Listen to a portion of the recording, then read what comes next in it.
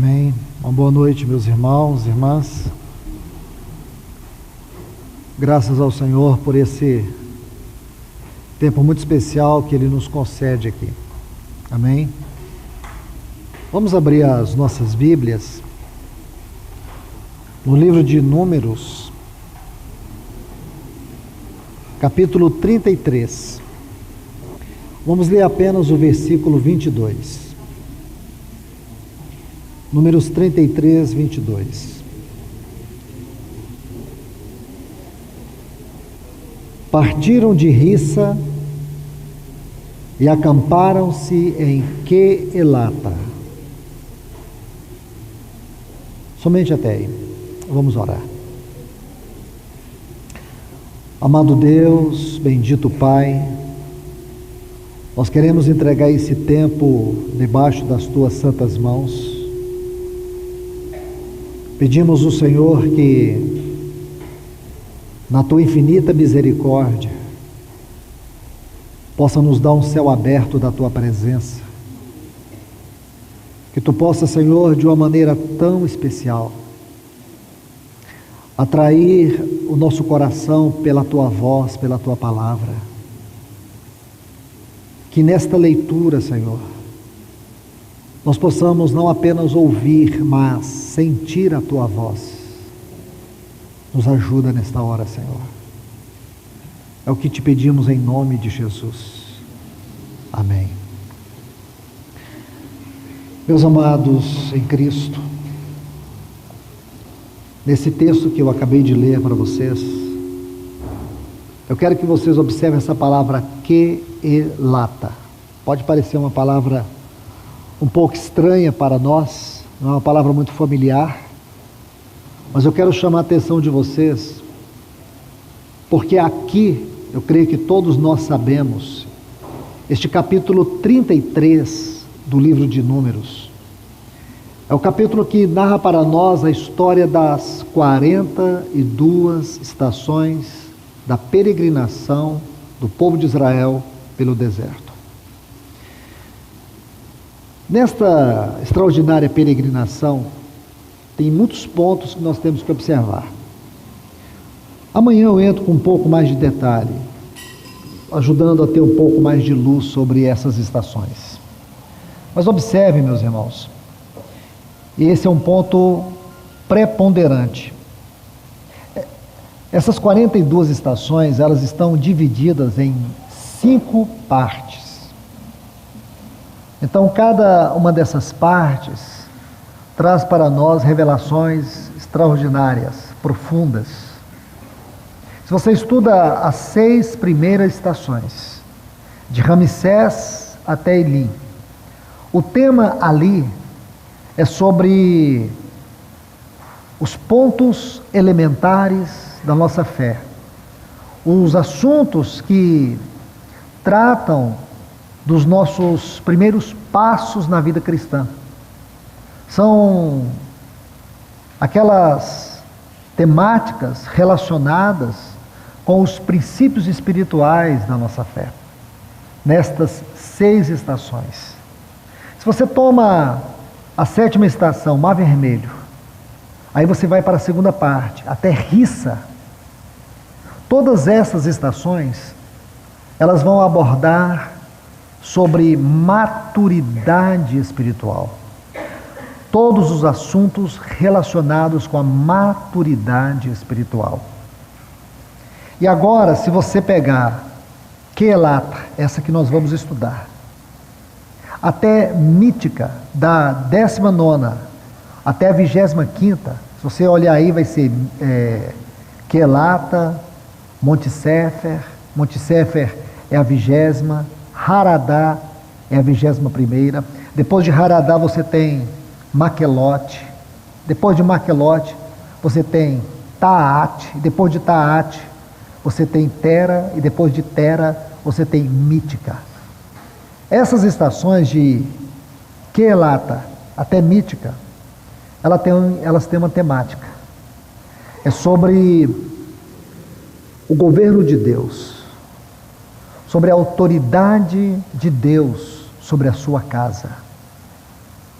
O tema que nós vamos estudar nesses dias é o governo de Deus sobre a sua casa, sobre o seu povo. Cada uma dessas estações vão abordar isso. É claro que nós não temos tempo suficiente para abordar todas elas. E outro detalhe, muitas pessoas me perguntam como que nós podemos estudar essas estações. Se você estudar desde Êxodo capítulo 12, você vai perceber que houveram acontecimentos.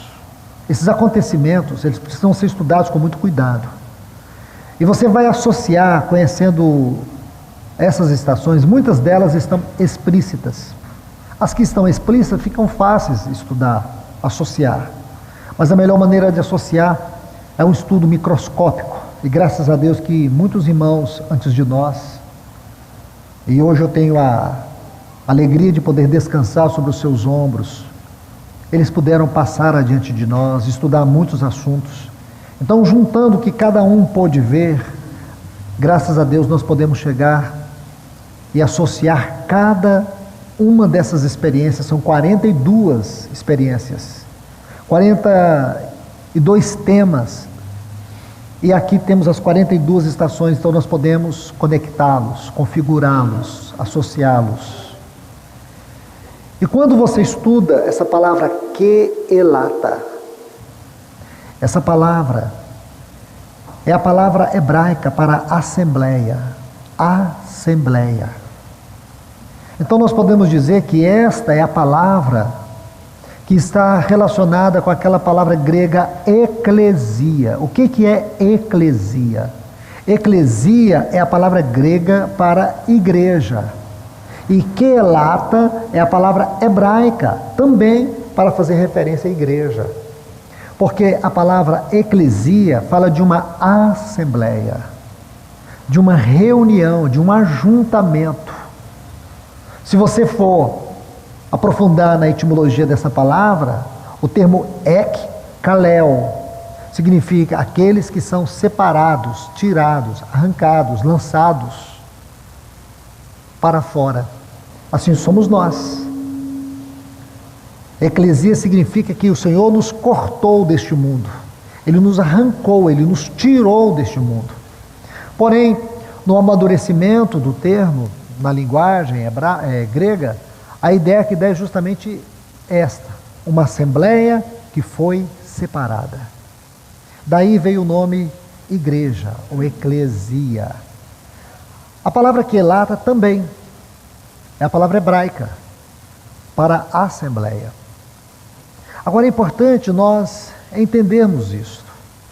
O que realmente o Senhor deseja falar a nós nessa oportunidade que estamos juntos.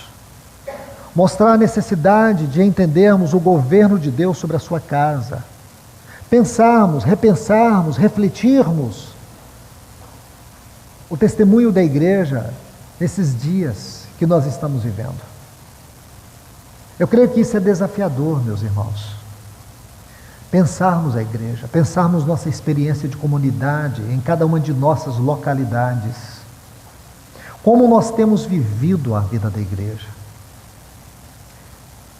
Amados irmãos e irmãs, a sensação que tenho é que nós temos perdido a consciência do que é verdadeiramente a igreja, o que ela significa, qual é o seu papel.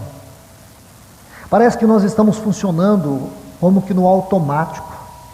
Perdemos a consciência, perdemos a noção, perdemos o senso da realidade espiritual. Nós funcionamos sem saber para que servimos. E com isso, consequentemente, nós perdemos o verdadeiro significado do que é o nosso chamamento e vocação.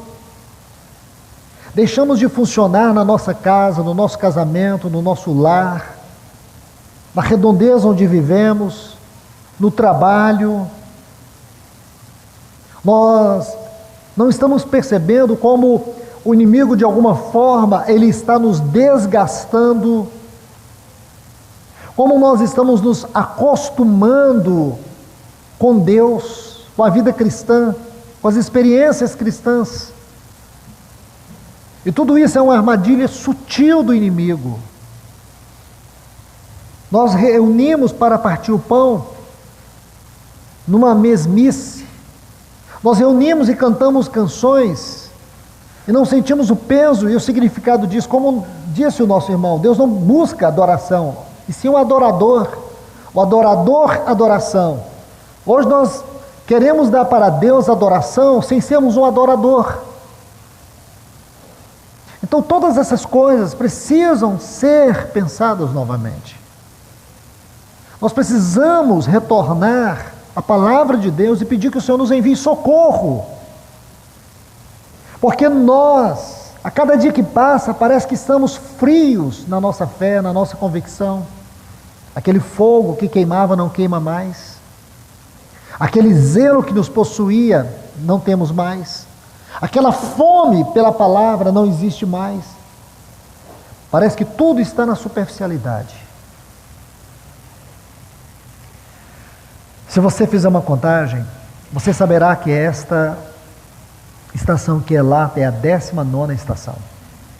A 19ª estação. Você sabe que o povo de Israel havia saído do Egito. E Deus os levou por 42 estações, 42 experiências, até que eles chegassem em Canaã. Isso durou 40 anos. 40 anos. Nós também estamos numa jornada. Nós estamos numa jornada do tempo. E o tempo é uma parte daquilo, uma partícula daquilo que compõe a eternidade. O que significa, irmãos, que nossa vida, ela não se resume no tempo. Nós precisamos entender, como diz Eclesiastes, no capítulo 3, que Deus colocou a eternidade dentro de nós. Nós precisamos entender, irmãos, que o nosso Senhor, Ele nos colocou numa posição de eternidade, mesmo vivendo nesse tempo, por causa da liberdade que nós temos de entrar no santíssimo lugar da Sua presença, por causa do Seu sangue. E isso não tem feito diferença na nossa vida. Nós temos vivido a vida cristã sem compreender todas as implicações e também as aplicações que essa vida tem no meu cotidiano. Em tudo aquilo que faço, em tudo aquilo que sou. Nós precisamos de um retorno urgente aos pés do Senhor. Compreender o seu governo nesse tempo. O inimigo não pode levar vantagem sobre nós.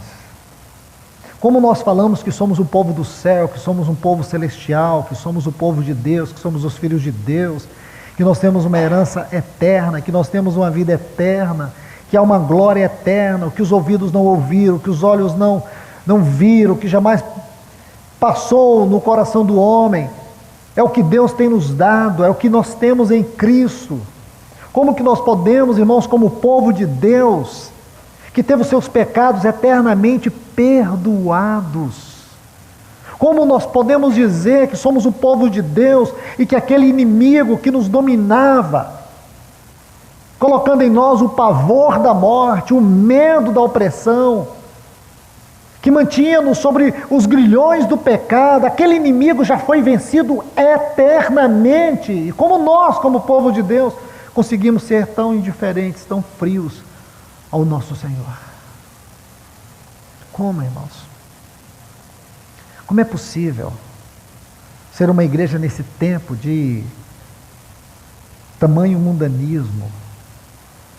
O nível de mundanismo que nós vivemos, que os nossos filhos estão convivendo, talvez seja o pior que já existiu na história. As libertinagens, as depravações. Nós nunca vimos uma sociedade tão deprimida como a nossa.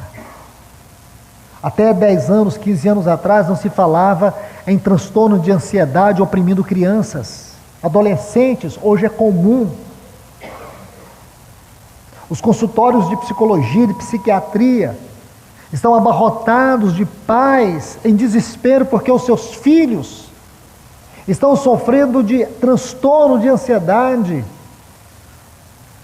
Nós nunca havíamos nos dado conta, até 10 anos atrás, com a quantidade de suicídio entre jovens e adolescentes. Hoje virou uma situação epidêmica. O mundo está em convulsão. E nós fomos chamados para ser luzeiros neste mundo. Nós fomos chamados para ser sal, para ser luz. E parece que nós, passivamente, estamos negando o nosso chamamento. Parece que passivamente nós estamos aceitando a ideia de que isso tem que ser assim. Não tem, meus irmãos. Nós precisamos nos levantar e nos posicionar como povo de Deus nessa geração. A partir dos nossos lares, a partir dos nossos casamentos, a partir do bairro aonde nós vivemos, a partir das nossas comunidades, a partir das nossas reuniões, nós precisamos nos posicionar. O mundo precisa ver em nós o gozo do Espírito, o mundo precisa ver e sentir em nós a presença de Deus. Nós não podemos nos contentar com migalhas que caem da mesa. Nós precisamos sentar na mesa como filhos e nos fartar do Senhor, porque Ele está com as suas mãos estendidas e não encolhidas. E hoje, infelizmente, parece que é um comodismo generalizado, uma aceitação de que as coisas têm que ser assim e é assim mesmo. Eu digo para vocês que não, irmãos, que o Senhor nos ajude, que ao findar esta palavra, tenha o Senhor encontrado em nós um coração sedento para ser conduzido novamente pela sua voz. Eu sei que todos nós temos as nossas limitações e os nossos desafios locais. Eu sei que todos nós temos muitas limitações, muitas dificuldades. Eu sei que nós encontramos barreiras. Mas eu quero dizer que nada disso justifica, irmãos, porque a palavra de Deus é maior. O Espírito Santo que veio nos habitar, ele não veio para nos habitar superficialmente, ele veio para nos encher e transbordar da sua vida. Ele veio para nos capacitar, para que cada um de nós venhamos exercer o seu dom, para que cada um de nós venhamos cooperar como membros nesse corpo. Não importa o tamanho e o espaço que você ocupe no corpo de Cristo, importa é o quanto o Espírito Santo está te usando. Então, meus irmãos e irmãs, nós precisamos ponderar sobre isso. Porque existem limitações, claro que sim, mas o que cada um de nós somos uma resposta de Deus na esfera na qual vivemos. Desde o nosso casamento, o nosso bairro, a nossa comunidade, o que? Responda para Deus o que e como você está funcionando e o que você está fazendo. Como você tem vivido a sua fé? Qual tem sido o impacto dela sobre as pessoas? Nós precisamos, irmãos, ouvir essa voz do Senhor. Porque nós não podemos pensar numa igreja extra-bíblica. Nós temos que pensar na igreja segundo a palavra de Deus. Nós temos que pensar na igreja segundo a mente de Deus. Nós temos que pensar na igreja, aquela a qual o Senhor Jesus disse: eu edificarei minha igreja. E olha onde ele diz que iria edificar a igreja: as portas do inferno não prevalecerão contra ela. Ele diz que estaria edificando a sua igreja no território do inimigo, e o território do inimigo não iria prevalecer sobre a sua igreja. Você pode imaginar isso? As portas do inferno não prevalecerão contra ela. Essa é uma palavra do nosso Senhor. Então nós somos essa igreja, nós somos o povo do Senhor. Não vamos aceitar a covardia. Quando a Bíblia diz que os tímidos não entrarão, ficarão de fora, a palavra ali são os covardes. São aqueles que se recusaram ser usados pelo Senhor. São aqueles que rejeitaram a unção do Espírito. Aqueles que não permitiram o Espírito usá-los. Aqueles que negaram o seu chamamento. Então os tímidos são esses, os que se acovardaram, os que negligenciaram, os que retrocederam. Esses são os tímidos. E o Espírito Santo que veio nos encher, irmãos, que veio nos habitar, é o espírito de ousadia. Ore ao Senhor nesta noite e peça a Ele: Senhor, dá-me ousadia. Você deve orar ao Senhor e pedir: Senhor, dá-me ousadia. Que, se você tiver o mínimo de bom senso, você pode imaginar que existem muitas pessoas queridas em torno de você, que possivelmente elas vão para o inferno e a culpa é sua. Muitas pessoas arderão eternamente no inferno e você não deu a elas nem a chance de dizer não. Por quê, irmãos? Por causa da nossa covardia, a nossa timidez. Porque nós temos medo, irmãos. Nós temos medo de contrariar as pessoas. Nós temos medo de ouvir o não. Não fique com medo de nada. Creia que Deus poderá saltar da sua vida sobre a vida dessa pessoa, quebrar todos os grilhões, destruir todo o poder do pecado, libertar essa pessoa das garras do inferno, salvar a alma dela, trazer um dia novo, um tempo novo, levá-la para o caminho da fé, levá-la a uma experiência com o Senhor. Deus quer e é nela te usar. Então não permita que a timidez aposse de você. Repreenda essa timidez no nome de Jesus.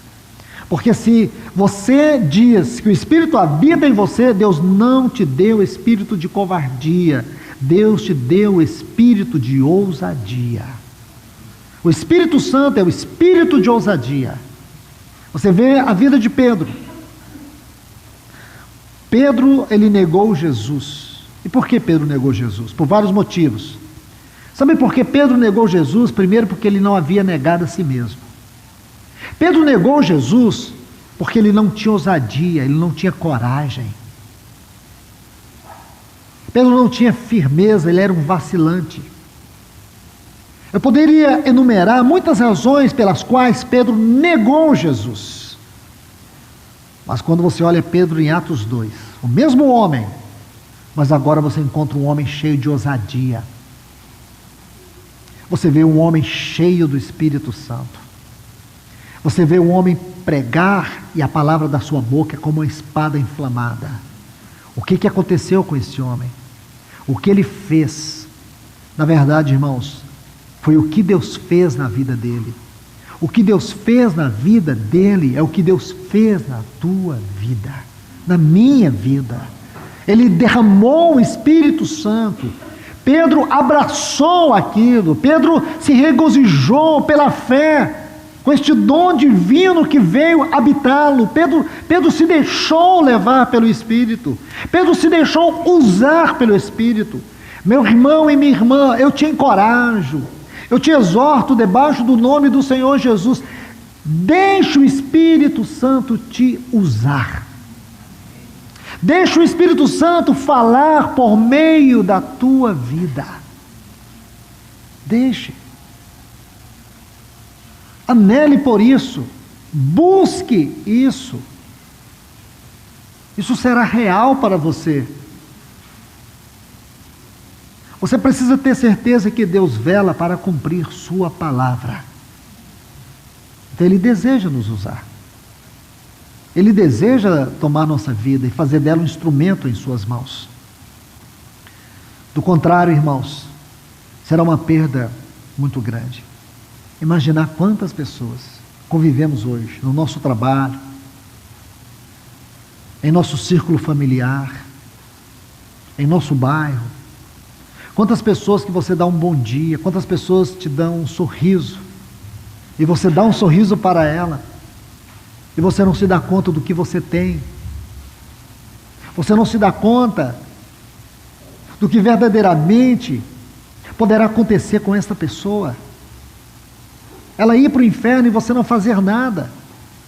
Muitas vezes Você encontra irmãos que eles estão ali numa medida de reunião, e eu coloco isso com muito cuidado, e você vê que entra ano e sai ano, aqueles irmãos não conseguem fluir, não existe um anelo pelos perdidos, não existe um amor por aqueles que estão em torno deles. Será que essas pessoas vivem segregadas?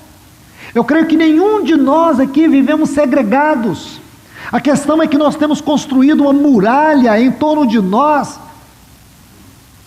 e queremos conviver com todas as insondáveis riquezas de Cristo só para nós, e acusamos o mundo de incredulidade, acusamos as pessoas de perversidade, começamos a dizer que as pessoas não querem Deus. Como não querem Deus, irmãos?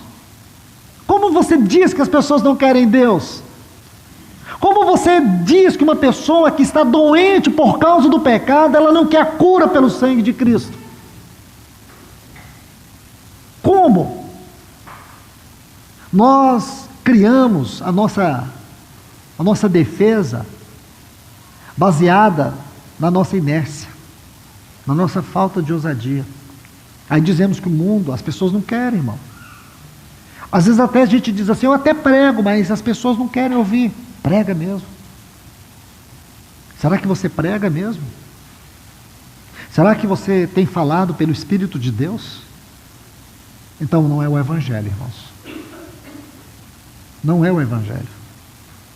Digo para vocês, irmãos, as pessoas estão querendo o Senhor, sim. O que elas não estão encontrando é resposta na nossa vida, numa igreja apática.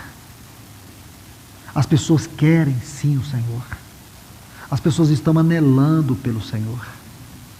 A questão é que nós temos criado muralhas, e nós temos que pedir que o Senhor venha com o martelo da sua palavra e destrua essas muralhas, e nós venhamos nos tornar instrumentos do Senhor. Nós temos que fazer como faziam aqueles homens do passado. Lembra de John Knox? Ele disse assim, Deus, dá-me a Escócia, ou então eu vou morrer, ou então me mata. Nós precisamos ter essa ousadia. A igreja tem perdido, irmãos. Nós temos sido dominados pelo secularismo, pelo materialismo. Nós estamos acomodados com as vantagens da tecnologia moderna e estamos perdendo tempo com isso. Um tempo que nós poderíamos gastar na oração, porque um dia nossos olhos serão abertos, mais claramente nós vamos ver quanto tempo foi perdido e quanto tempo poderia ter sido gasto com a vida de devoção, de oração, de meditação na palavra, de busca de ousadia, de enchimento do Espírito, porque muitas pessoas estão morrendo do nosso lado, irmãos, e nós não estamos fazendo nada.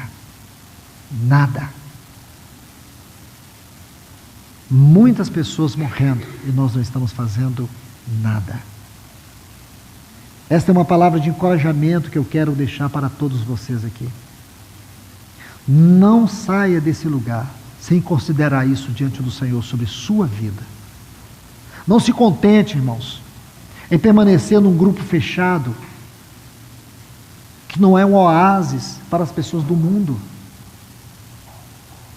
Não se permita que na sua casa você crie muralhas e você nunca consiga levar os seus vizinhos a conhecer a vida do Senhor no seu casamento.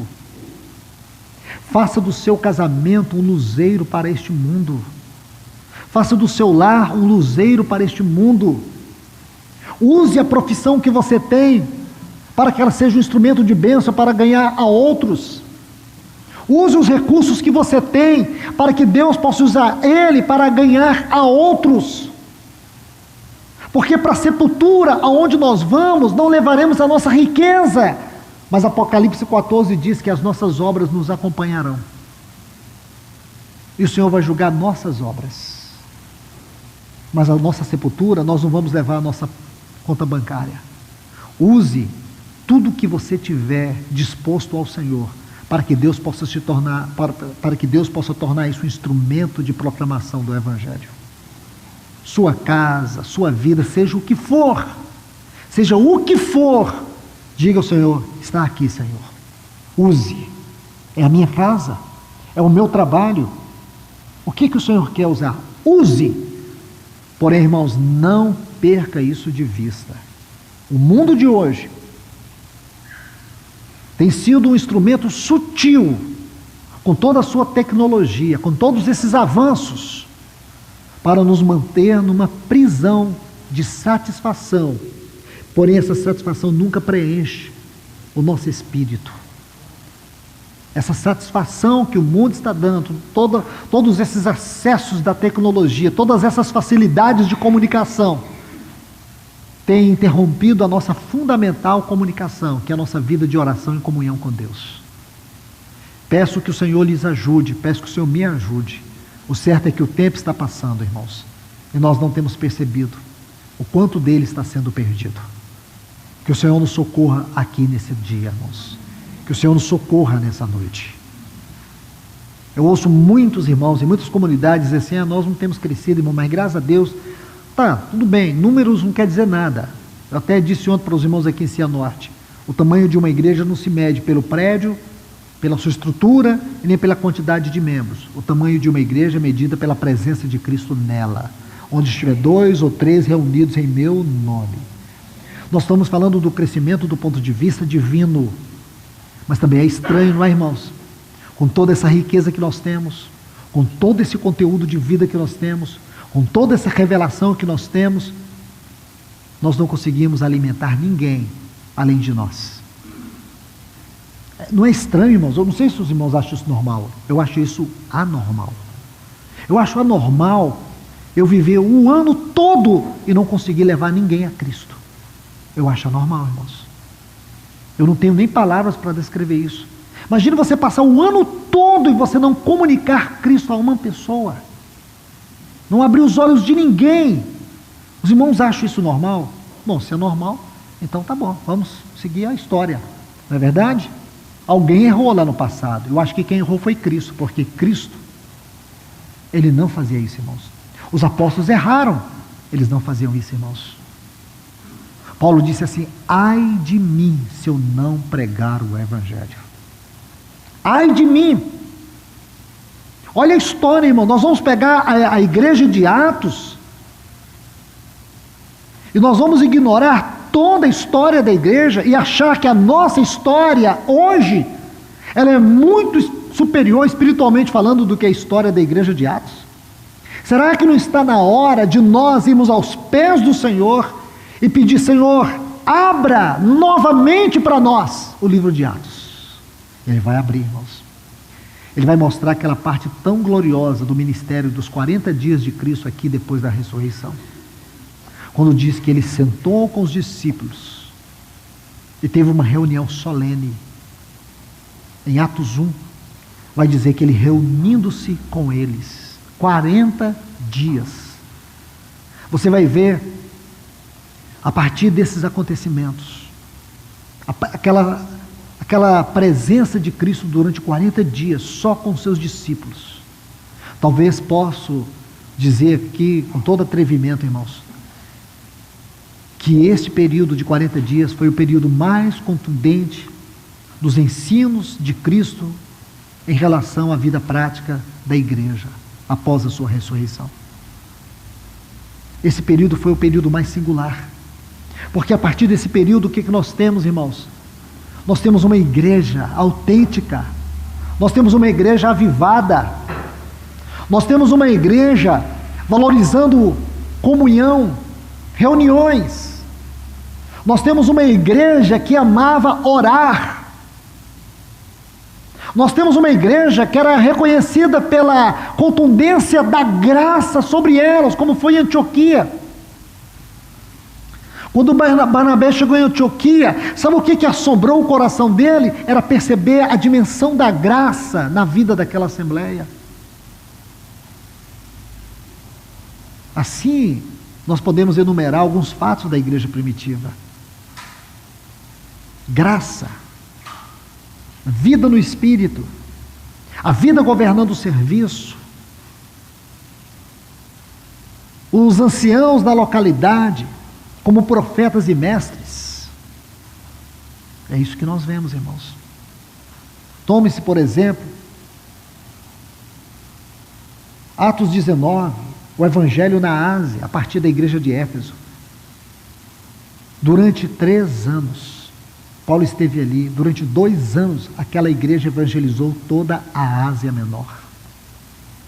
Não é pouco, irmãos. Não é pouco. Durante 2 anos, eles evangelizaram, casa por casa. E talvez temos passado 20, 30 anos, não temos evangelizado nossa rua. Ah, irmãos, que os céus interrompam a nossa história nesses dias. Nossa história em Goiânia, a história dos irmãos aqui presentes. Que os céus, que Deus venha intervir, para que nós tenhamos um tempo de profundo renovo quanto à vida e o testemunho da igreja em cada localidade. Que nós sejamos uma igreja ousada, que nós sejamos uma igreja caracterizada pela verdadeira alegria, pelo verdadeiro gozo, uma igreja caracterizada pela vida congregacional de oração, uma igreja extremamente comprometida com a palavra e com o ministério da palavra, uma igreja cheia de carisma, uma igreja que o mundo sente amada por ela e não acusada por ela. Quando falo mundo, não falo do sistema, falo de pessoas. Que Deus nos encha de compaixão pelos perdidos. Que Deus nos dê ousadia para que nós venhamos batalhar na oração pelos nossos filhos que estão perdidos, pelos casamentos que estão sendo destruídos. Nós precisamos muito do Senhor nesse tempo, irmãos. Muito do Senhor. Que Ele nos ajude. Que essa seja uma palavra de encorajamento para todos nós.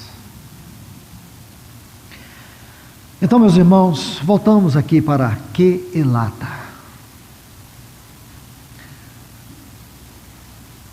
Os textos relativos a esta estação, nós encontramos aqui em Números capítulo 16, por favor. Aqui em Números capítulo 16, nós encontramos os textos relativos, ou os textos que estão relacionados com a estação de Quelata. Então, acredito que todos nós já sabemos o que significa Quelata. Amanhã eu vou lhes posicionar um pouco mais sobre essa estação dentro deste cenário das 42 estações. Já falei um pouco sobre isso. Cada parte, né, se você for olhando aí, são 5 partes dessas 42 estações. Amanhã eu mostro mais um pouco sobre isso, se o Senhor permitir. Aqui neste capítulo 16, deixe-me falar alguma coisa sobre esse capítulo e depois a gente vai ler.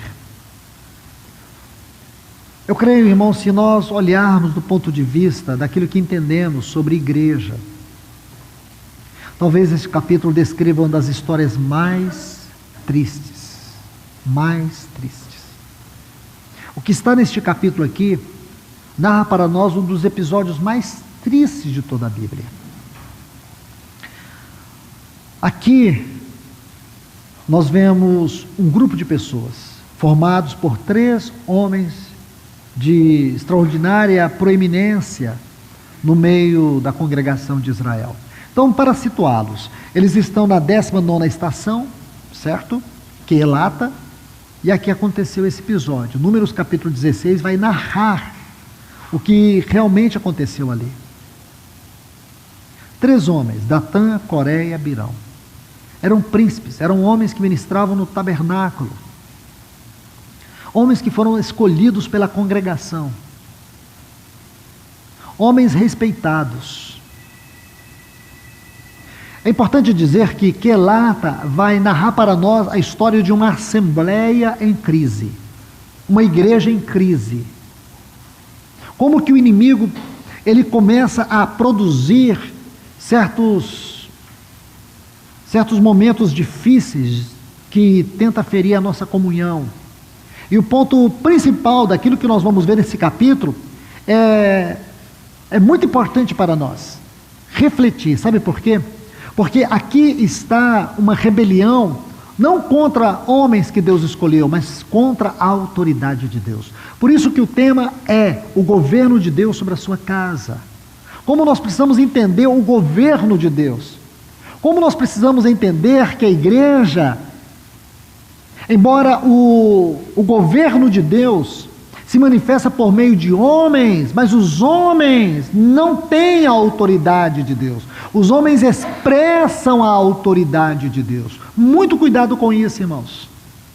Eu vou colocar isso mais uma vez. Nenhum homem é a autoridade de Deus. Só Deus é a sua própria lei. A autoridade é Deus. Os homens são chamados, separados, escolhidos para expressarem a autoridade de Deus.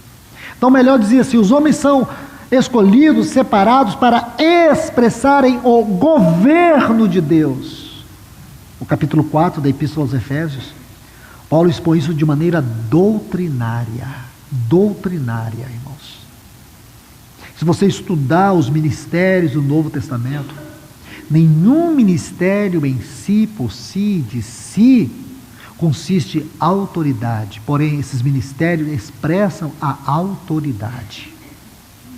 Quando a Bíblia diz em Efésios 4:11,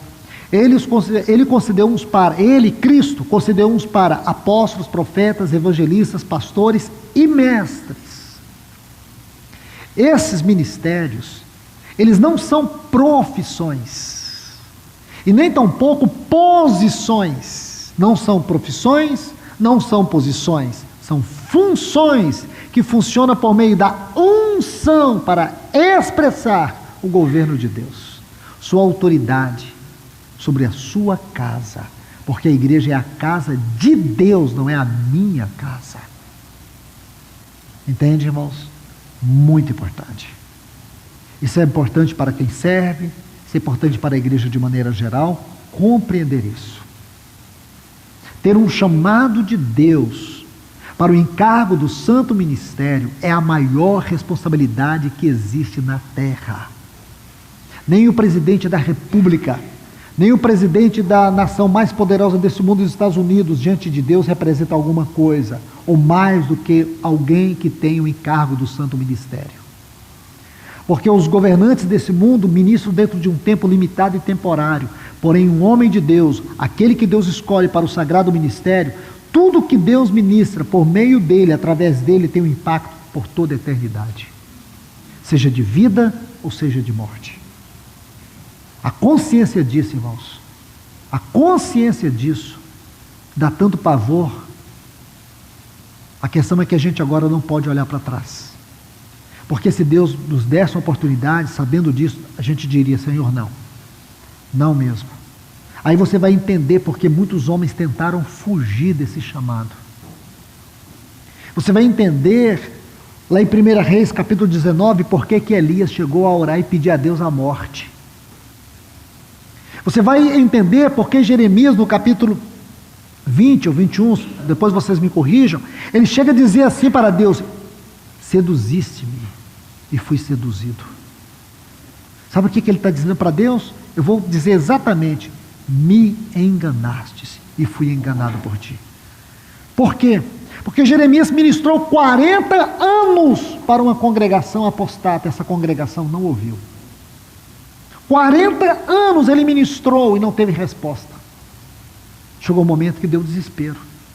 Mas você sabe muito bem que tanto Elias como Jeremias, eles se reencontraram no ministério porque não tem saída. Quem põe a mão no arado não pode olhar para trás. Esses dias alguém me interpelou dizendo, Luiz, você não está se assustando aí com essa quantidade de pastores que estão suicidando? Eu falei, não são pastores.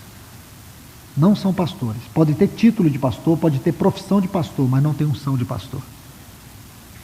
Não me venha com essa história, irmãos. Ah, mas tem muitos pastores, homens de Deus tendo depressão. Outra mentira.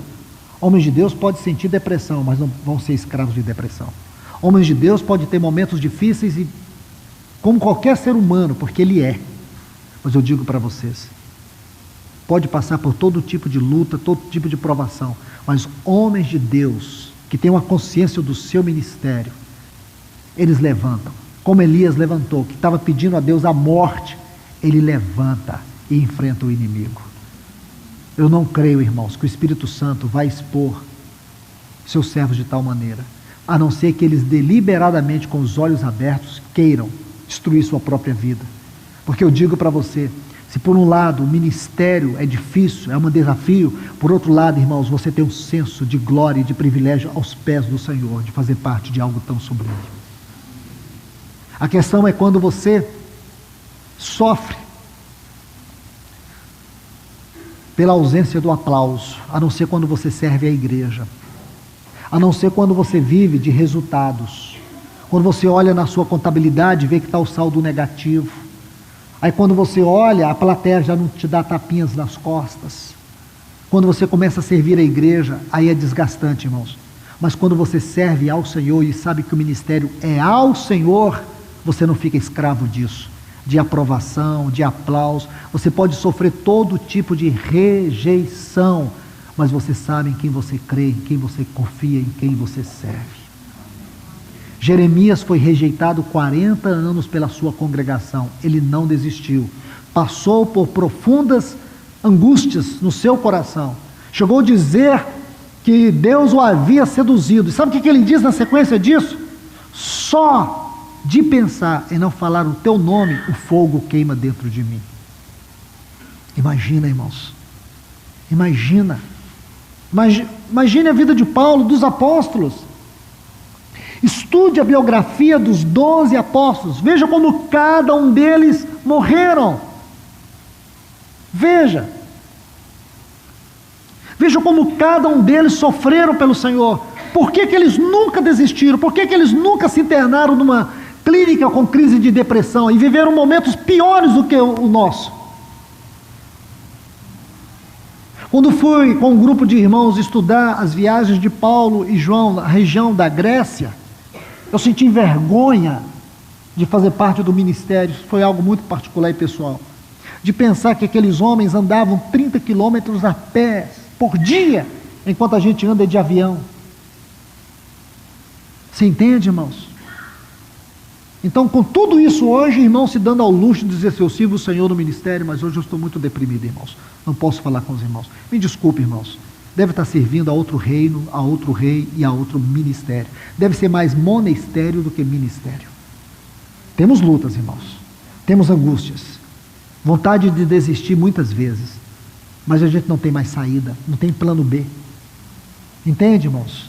Não tem plano B. Você precisa ter intimidade com o Senhor, senão você não consegue. Eu não penso, irmãos, eu não creio, nunca me passou isso pela cabeça, que Deus deixa de preparar quem Ele chama. Ele não chama pessoas preparadas, mas Ele capacita e prepara quem Ele chama. E uma coisa que nós temos que entender, nossos olhos têm que estar voltados para esses homens da Bíblia. Estude a história de Moisés. Estude o ministério de Moisés, aqueles 40 anos do ministério dele.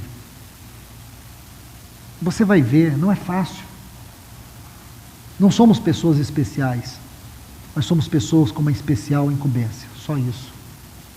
Não queremos os melhores lugares, nem temos direito dos melhores lugares, porque todos os melhores lugares na igreja devem ser ocupados pela presença de Cristo, pelo nome de Cristo, pela glória de Cristo.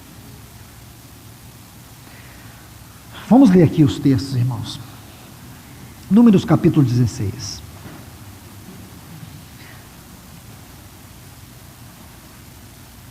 Vamos ler até o versículo 5. Corá, filho de Issar, filho de Coate, observe essa frase, filho de Levi, tomou consigo a Datã e Abirão, filhos de Eliabe, e a Om, filhos de Pelete. Agora observe a frase, filhos de Ruben. Duas tribos importantes na história do povo de Israel. Uma representava o sacerdócio e a outra representava a primogenitura. Por que o Espírito Santo teve a delicadeza de colocar essas frases? Filho de Levi, filho de Ruben, para mostrar que eram pessoas proeminentes. Levantaram-se perante Moisés com 250 homens dos filhos de Israel. Observe, príncipes da congregação, eleitos por ela, varões de renome. Então são 250 pessoas importantes. E se ajuntaram contra Moisés e contra Arão e lhe disseram: basta, pois que toda a congregação é santa, cada um deles é santo, e o Senhor está no meio deles, porque, pois, vos exaltais sobre a congregação do Senhor. Tendo ouvido isto, Moisés caiu sobre o seu rosto e falou a Corá e a todo o grupo, dizendo: amanhã pela manhã o Senhor fará saber quem é dele e quem é o santo, que ele fará chegar a si. Aquele a quem ele escolher fará chegar a si. Meus irmãos e irmãs, eu creio que nesses primeiros textos, eu quero que vocês novamente observem os detalhes aqui. Observe que eram pessoas importantes. Os textos que nós já lemos diz tudo. Filhos de Levi, filhos de Rúben. Então, filhos de Levi, lembra de Levi? Lá em Gênesis, capítulo 29, versículo 34. Levi era o terceiro filho de Jacó com Lia. E você sabe que os levitas, eles foram separados de todas as tribos de Israel, para que eles vivessem exclusivamente no serviço consagrado ao Senhor. Então você tem que entender que esse Coré, ele era um homem consagrado com toda a sua família. Eles eram consagrados ao Senhor. Agora observe, Datã e Abirão, filhos de Eliabe e Pelete. Esses dois aqui, Eliabe e Pelete, eram filhos de Rúben, o primogênito de Jacó. Sabe o que esses homens aqui representavam? O conselho. Havia aqueles anciãos, escute o que eu estou dizendo. Enquanto o Coré fazia parte daqueles que representavam o serviço na casa de Deus, no tabernáculo, esses aqui, o Datã e o Abirão, eles faziam parte da tribo de Rúben, o primogênito. E esses aqui representavam o conselho. Haviam 70 anciãos que compunham o conselho junto com Moisés para julgar o povo. E eles faziam parte disso aqui. Então observemos com muito cuidado, irmãos, porque essas pessoas eram pessoas que representavam a autoridade e o serviço a Deus na sua casa. Eram pessoas que representavam o governo de Deus. E o que é a autoridade desse governo? O que é a expressão da autoridade desse governo? Toda autoridade, irmãos, tem como propósito servir. Deixa eu repetir isso, irmãos. Toda autoridade espiritual tem como propósito servir a igreja na sua edificação. Não é mandar, não é exercer a autoridade, não é se colocar, não é sobrepujar a igreja. Toda autoridade espiritual tem como objetivo servir a igreja na sua edificação. Quando você estuda sobre Coré, essa revolta de Coré, no livro de Judas, nós vamos ver Judas no versículo 11. Abra sua Bíblia, por favor, Judas, versículo 11. É o penúltimo livro da Bíblia, então começa lá de Apocalipse, que você encontra Judas bem rápido. Judas, versículo 11, observe bem.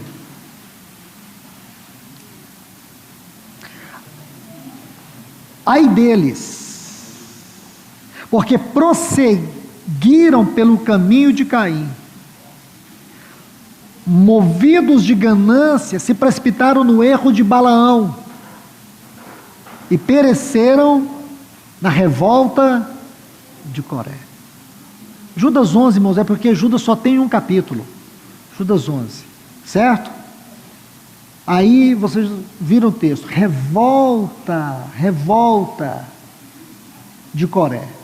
Essa palavra no texto original é uma antilogia. Deixa eu colocar isso bem claro para vocês. Se você estudar essa palavra antilogia, você vai encontrar alguns significados importantes para ela. Se você quiser anotar, eu vou te passar.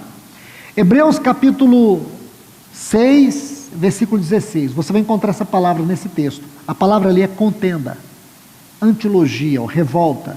Revolta de Coré. Está no versículo 11 do livro de Judas. Em Hebreus capítulo 6, versículo 16, fala de contenda. Um outro texto, Hebreus capítulo 7, versículo 7, vai falar de dúvida, quando você coloca uma pessoa em dúvida, quando você está duvidando do caráter de uma pessoa. Ainda em Hebreus, no capítulo 12 e o versículo 3, você vai encontrar a palavra oposição. E aqui nesse último versículo, Judas 1:11, revolta. Então fala de contenda, fala de oposição, fala de dúvida. Então tudo isso forma para nós um quadro interpretativo para compreendermos o que de fato aconteceu ali. Por que eu estou colocando isso, irmãos? Porque é uma das maneiras que o inimigo utiliza para impedir a nossa jornada espiritual é promovendo levantes, promovendo rusgas, contendas, oposições. A igreja é uma edificação espiritual, irmãos, uma edificação espiritual. Deus, Ele provê todos os meios para que essa edificação ocorra, para que essa edificação aconteça. Nós temos que ser cuidadosos, nós não podemos impedir ou atrapalhar que o Espírito Santo edifique essa casa para Deus. Quando você olha para este capítulo 16, então você vai ver isso, pessoas que deveriam ser instrumentos de bênção, se oferecem de olhos abertos, como instrumentos de contenda, começam a atrapalhar o progresso da obra de Deus. Meus irmãos e irmãs, eu peço a vocês em nome de Jesus, coloque os seus corações na luz da palavra do Senhor, pergunte ao Senhor: Senhor, será que na minha vida, será que em mim existe alguma oposição àquilo que o Senhor está fazendo na tua casa, na esfera onde eu reúno? Existe em mim algum embaraço, alguma pedra de tropeço para os meus irmãos? Nós precisamos pedir ao Senhor: Senhor, sonda o meu coração. Será que dentro de mim existe barreiras, obstáculos, que têm impedido a comunhão do teu Espírito fluir na realidade daquilo que é a experiência da igreja, aonde eu estou? Então foi isso, irmãos. Foi justamente isso que aconteceu com esses homens. Eles se tornaram de alguma forma embaraço, pedra de tropeço. E tudo que nós não podemos fazer é isso, irmãos. Tudo que nós não podemos fazer é isso. Deixe-me concluir, depois a gente segue, se o Senhor permitir, mas deixe-me mostrar algo para vocês. Romanos capítulo 12. Veja o que se espera de cada um de nós, em nossa experiência de igreja, em nossa vida de igreja, em nossa vida pessoal, em nossa vida congregacional, para que de alguma forma nós venhamos contribuir para que a obra de Deus avance, para que nós venhamos promover a partir da experiência individual de cada um, para que nessa experiência individual a minha vida seja um instrumento de Deus para atingir outros irmãos. Romanos capítulo 12. Se você analisar atentamente este texto, se você tem uma disciplina de ler a Bíblia com zelo, tentando distinguir as palavras, você verá que esse não é um texto comum, como nada na Bíblia é comum, mas eu me refiro estritamente à palavra de Deus.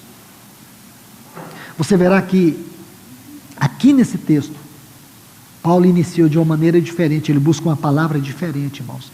Ele diz assim: rogo-vos. Essa é uma palavra muito importante na língua grega.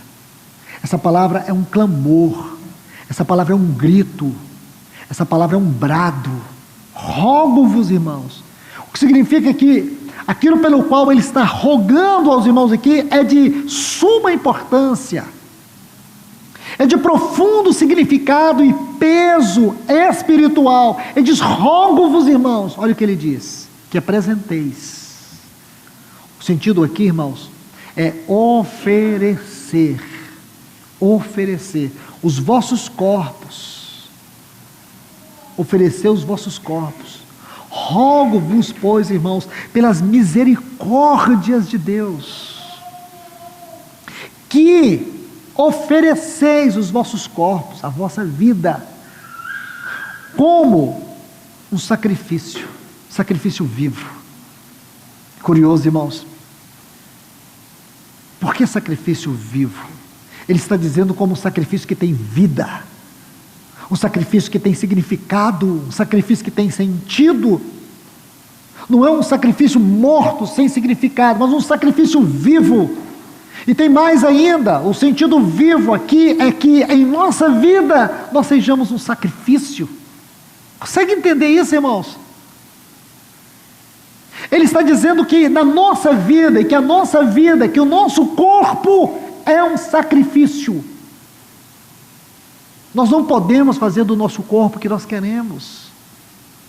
Na vida da igreja, irmãos, é tudo muito, muito profundo, é tudo muito, muito bem ajustado, segundo o pensamento de Deus. Nós precisamos que o Espírito Santo nos ajude a ter consciência o que é ser membro do corpo de Cristo, o que é ser parte desse corpo.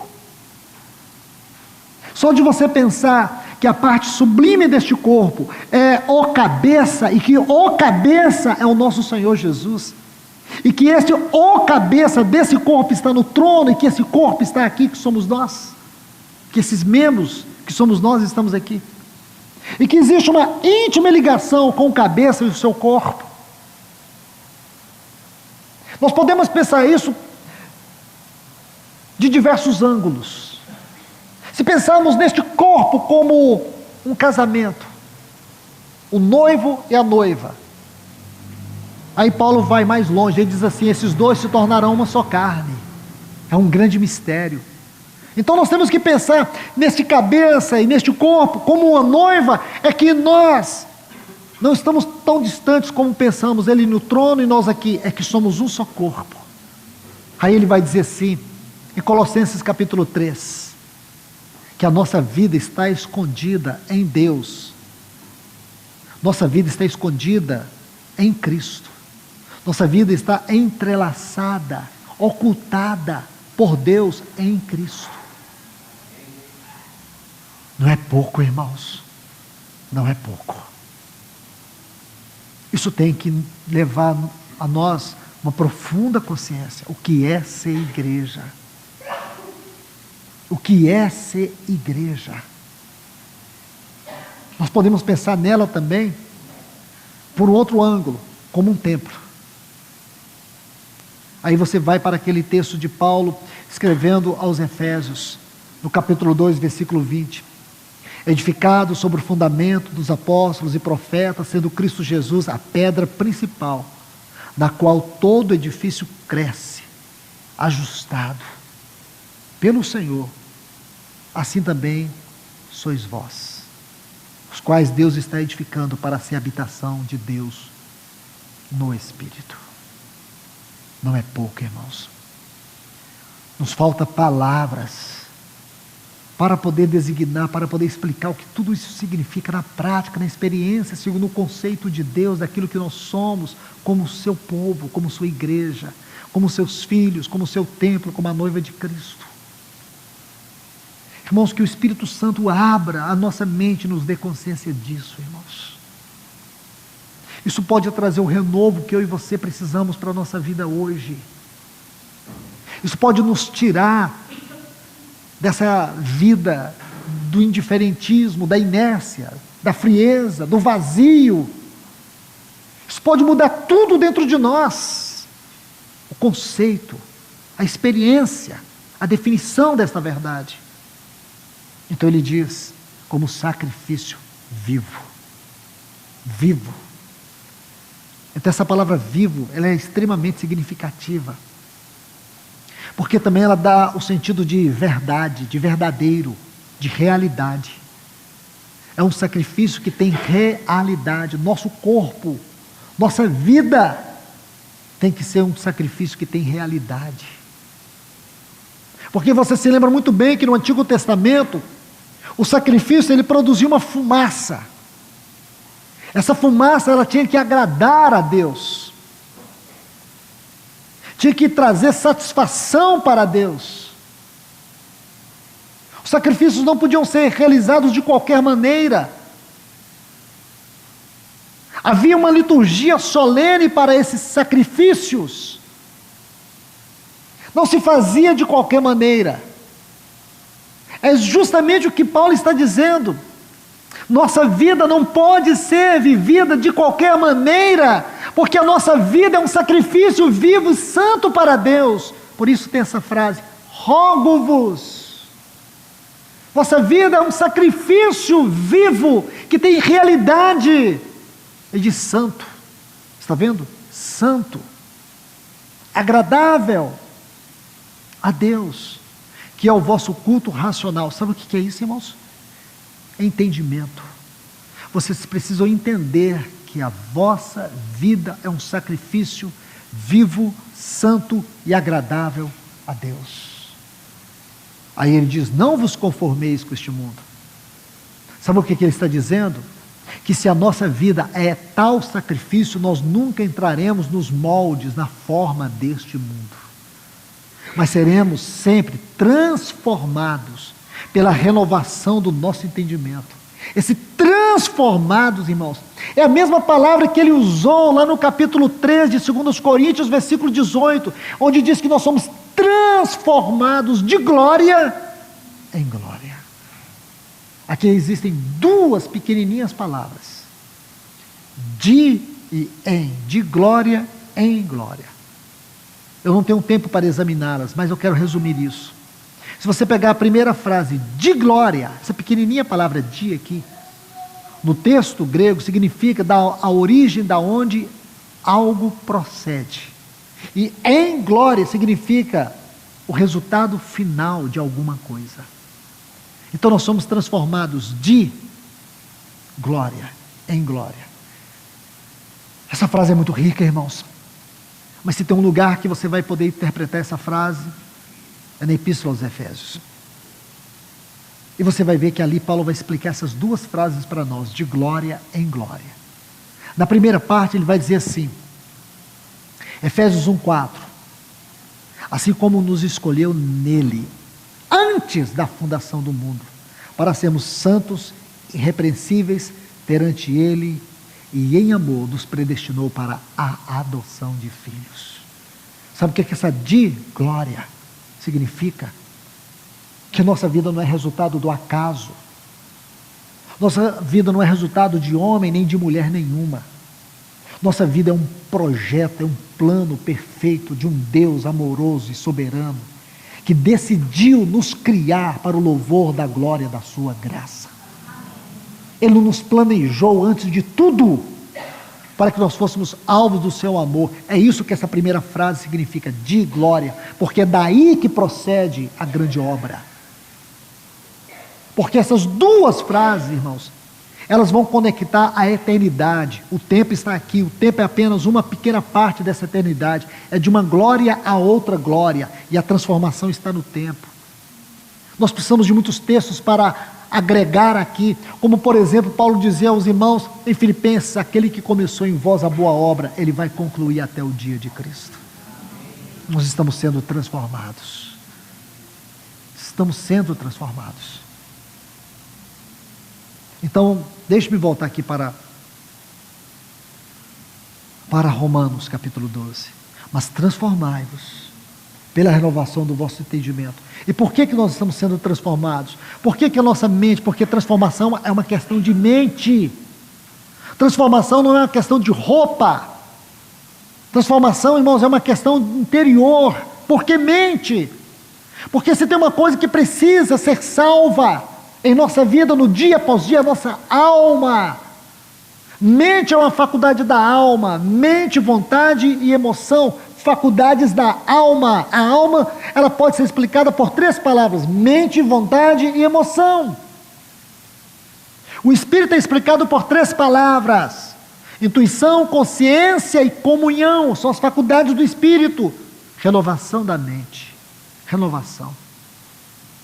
Porque aqui é uma palavra para falar nossa alma. Irmãos, a salvação do espírito é quando você crê. Isso é salvação eterna. Agora, a salvação da alma tem a ver com o reino. Tem a ver com o reino. Tem a ver com a nossa posição na glória vindoura.